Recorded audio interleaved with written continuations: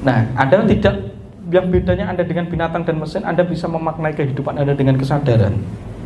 Mesin tidak bisa, makhluk lain tidak bisa. Pemaknaan terdalam terjadi perlapisan itu karena Anda menjadi manusia, dan itu karena punya kecerdasan atau higher self yang ada dalam Anda, disebut kaukas itu tadi, atau sayapti, terhubung dengan itu, karena itu nur Anda, nur Muhammad Anda. Ya jelas toh, nur Muhammad yang membawa kita kepada tataran tertinggi.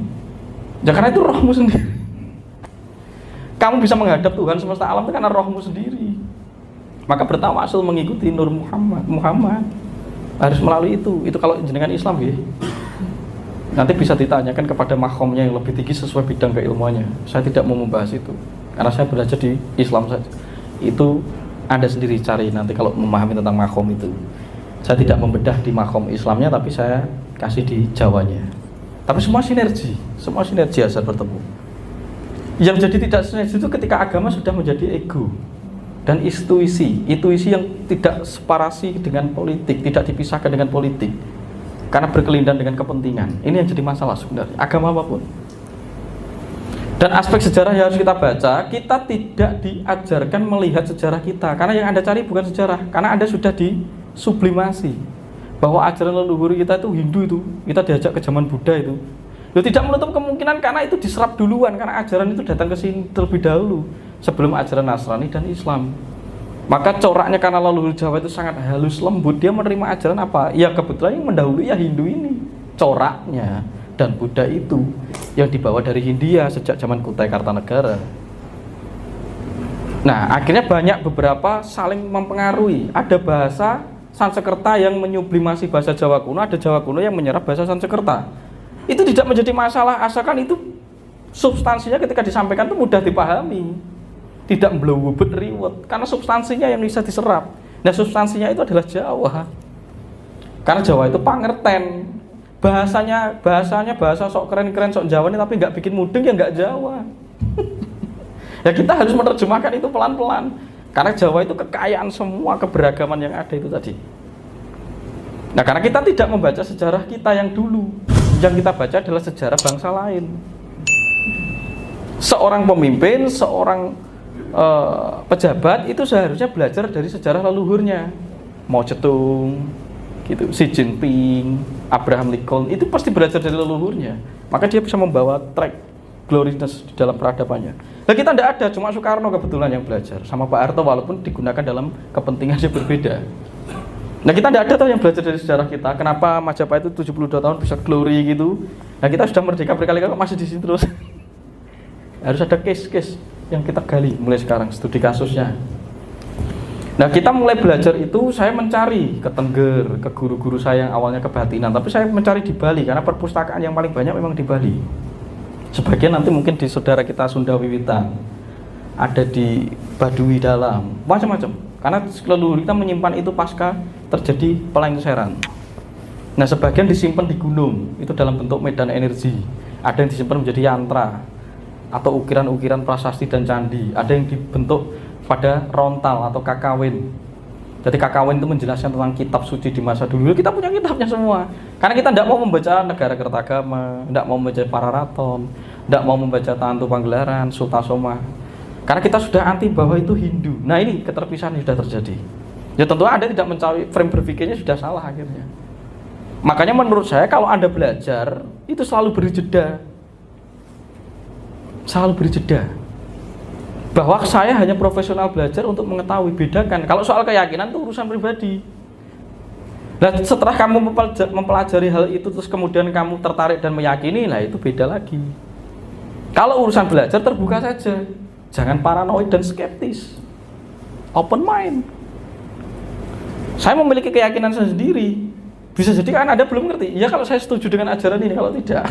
Itu kan saya hanya menyampaikan ilmunya, tapi belum tentu keyakinan saya setuju dengan ini. Nah, orang tidak bisa memisahkan antara keyakinan dan objektivitas. Maka harus objektif mulai sekarang, jangan subjektif. Kita berangkat dari keyakinan yang fanatik, salah. Urusan belajar itu objektif. Terlepas nanti kamu yakin dan tidak, beda konteks. Urusan keyakinan pribadi. Terus Anda berpikir Mas Tunjung ini orang Jawa pasti ajarannya ilmu Jawa yang dipakai. Belum tentu, Anda kok bisa tahu dari mana? Keyakinan itu saya rahasiakan, bukan urusan Anda. Itu dengan kekasih saya, dengan sukmo saya. Kebetulan orang Indonesia tidak mau objektif. Ini masalah kita. Fanatis, skeptis, paranoid. Tangan ini dulu, ini masalah mental, sakit jiwa semua ini. Mulai sekarang berpikir objektif. Mulai cari literasi. Dengarkan orang berbicara. Terlepas nanti kamu setuju dan tidak setuju, itu urusan lain. Terlepas nanti kebetulan kamu tertarik meyakini dan tidak, urusan lain. Kalau urusan belajar, bebas. Tapi orang kita mau belajar sudah takut duluan, paranoid. Sudah, ini disesatkan, ini pasti ada kepentingan. Kenapa Anda memberi curiga berlebihan begitu? Berarti yang membuat semua error, kualat dan tidaknya tulah itu pikiran dan mentalmu sendiri. Bukan orang lain yang bikin kualat. Oh, jangan belajar ilmu nanti kamu kualat. Jangan begitu. Kualat tidaknya adalah belief sistemmu sendiri. Nah, sekarang ajak generasi kita mulai berliterasi, mulai membaca, mulai belajar dari apapun saja, terbuka. Terlepas nanti biarkan dia sendiri yang menentukan keyakinannya. Jangan biarkan dia, kamu paksa memilih karena agamamu A, kamu memaksa anakmu A. Jangan begitu. Biarkan dia menemukan jalannya masing-masing. Ini juga salah satu opsi yang bisa kita lakukan untuk mengembalikan kejayaan Nusantara. Katanya kan begitu. Nah, kejayaan Nusantara itu potensi. Saya belum berani mau ngomong soal kepastian, tapi potensi. Asalkan kamu memastikan itu dimulai dari dirimu sendiri, terjadi. Tapi kalau kamu tidak memastikan dimulai dari treatment dirimu sendiri, hanya potensi. Jadi begitu Pak ya. Jadi sekarang mulai objektif. Bedakan antara itu kamu sinau, belajar, dan keyakinan. Bedakan itu, belajar saja. Jangan kebetulan kamu kait-kaitkan dengan keyakinanmu. Terlepas nanti kamu tertarik dan meyakini, itu urusan lain. Mulai sekarang mulai kembangkan ranah berpikir mindset yang terbuka, agar nanti kamu jawab atau ngerti. Oke? Kira begitu Pak ya. Jadi tidak menutup kemungkinan Anda Islam, Anda Kristen, Anda apa, ini tidak ada masalah di situ. Itu keyakinan Anda sendiri. Ini soal urusan untuk belajar sadar atau belajar pengetahuan. Dan pengetahuan itu tidak terkotak-kotakkan seharusnya. Ya, gitu nggih kira-kira. Ini, pakai mic.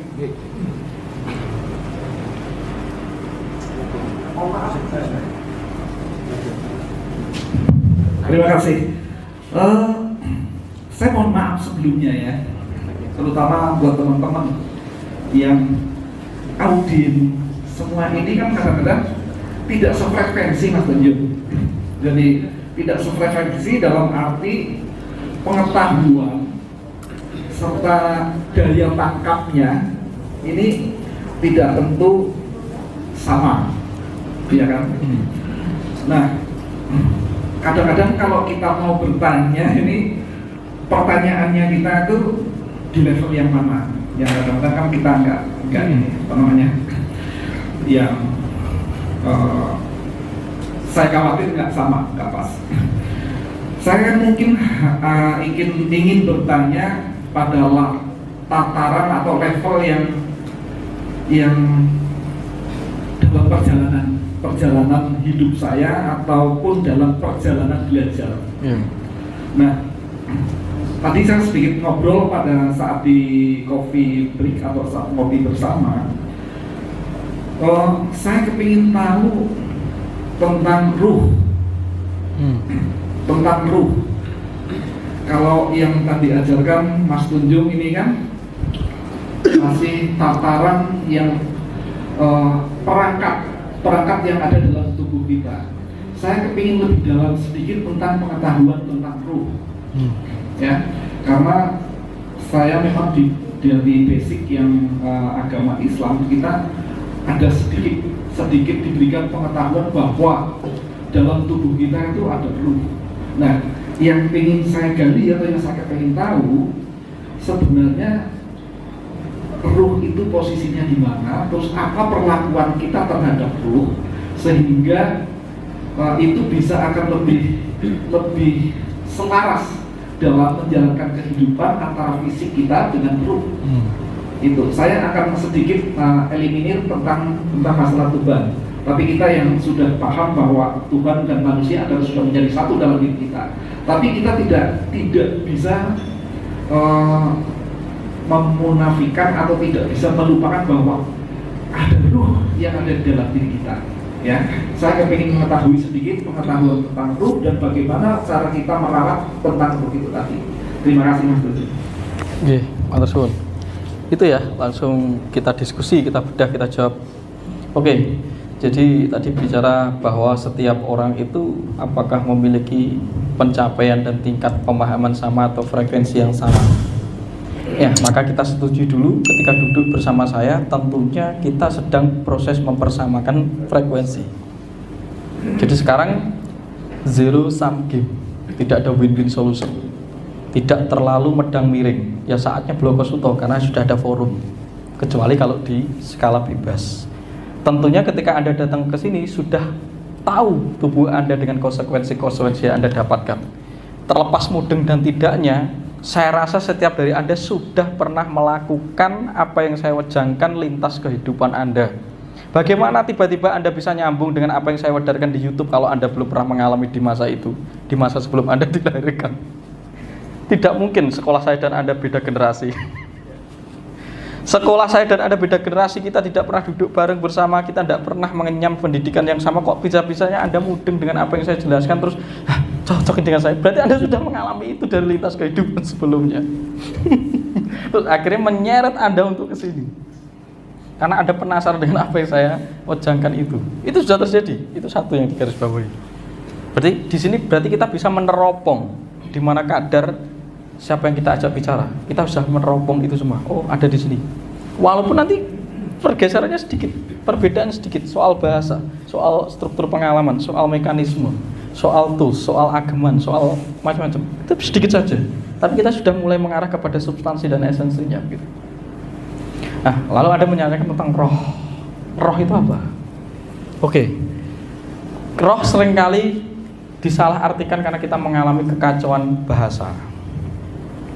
Jadi roh itu bahasa Timur Tengah, gitu ya. Jadi bahasa Arab roh. Roh bergandengan dengan nafs. Roh dalam bahasa Inggris disebut higher self. Terus jiwa adalah mind. Nah, sementara di dalam tradisi Islam roh dan nafs. Nafs itu jiwa. Nafs itu adalah roh yang sudah berkepribadian, sudah beridentitas. Oke, kita pakai analogi Jawa. Karena yang disebut roh itu adalah kekosongan yang mengalami emanasi, ditiup. Sebagaimana Anda meniup balon, isinya apa itu? Udara. Nah, di dalam balon itu disebut roh. Nah, balon ini adalah jiwa. Jadi sukmo kawekas atau sukmo sayekti mempribadi menjadi sukmo sariro. Sukmo sariro. Maka fenomena kematian sebenarnya adalah kemerdekaan karena melepaskan udara dari balon. Kembali kepada transendentitas Allah Subhanahu wa taala, Tuhan semesta alam tanpa winates. Yang membuat roh ini terbatas karena beridentitas, menyosok, berderivasi. Itu roh. Itu disebut sukmo kawekas atau sukmo sayekti. Setiap tradisi memiliki titik pendeteksian letak roh. Setiap tradisi berbeda-beda. Nah, leluhur Jawa yang disebut roh berkedudukan di relung hati, ruang kosong, di balik cakra anahata atau jantung, yang disebut rasa sejati. Itu jalan menuju titik kosong itu tadi, titik simpul yang menghubungkan kita dengan sang programmer agung jagat raya ini. Itu disebut lenggahing guru sejati atau sukmo sayekti. Itulah higher self, itu Roh Kudus, itu Nur Muhammad.